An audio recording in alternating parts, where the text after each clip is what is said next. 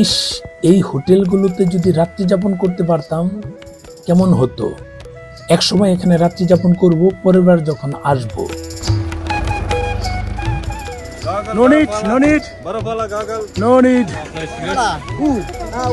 কাশ্মীর আসলাম জীবনের প্রথম।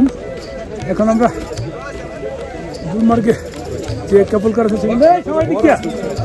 আসতে হবে। আমরা একটু লেট করেছি, আশা করছি সেটা একটা সমস্যা হবে না ইনশাআল্লাহ। ওকে, যা দেখাচ্ছি এলাকা আসছি, এটা কতটুকু সুন্দর, জায়গাটা সুন্দর, বাট এখানকার মানুষগুলো বাটপার। প্রবলেম হচ্ছে এটাই, আর কিছু না। চিট মানে চিট কীভাবে করতে পুরোটা এরা জানে। লাইনে দাঁড়ালাম সেটার জন্য। ওকে, এই যে আমাদের লোকজন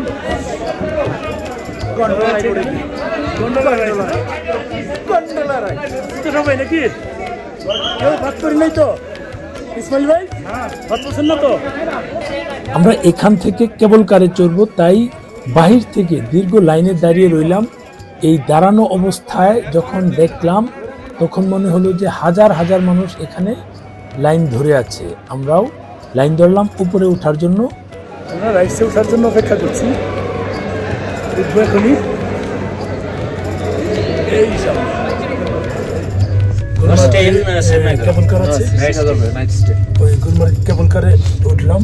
প্রত্যেকটাতে দেখুন 6 জন করে বসে। এই যে পাশে আছে ভাই, ভালো আছেন না?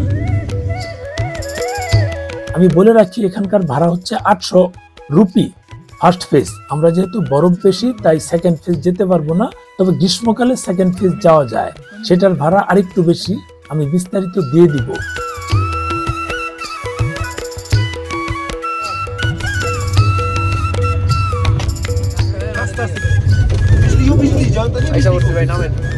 এই কেমনি আসে, কেমন করে আস্তে আস্তে আমরা চলে আসছি।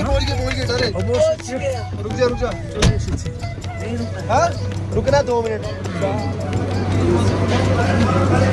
जैसन आ गया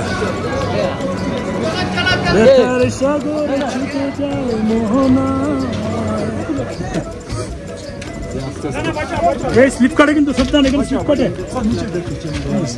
দেখুন স্নোফল কিভাবে পড়ছে, দেখুন, আর কাপড় চোপড় ভরে গেছে।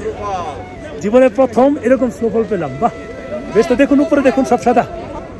এই যে এগুলা দিয়ে আমরা আসলাম, স্নোফল হচ্ছে, বেশ শিরাম ব্যাপার স্যাপার, শিরাম। শান্তি শান্তি আর শান্তি।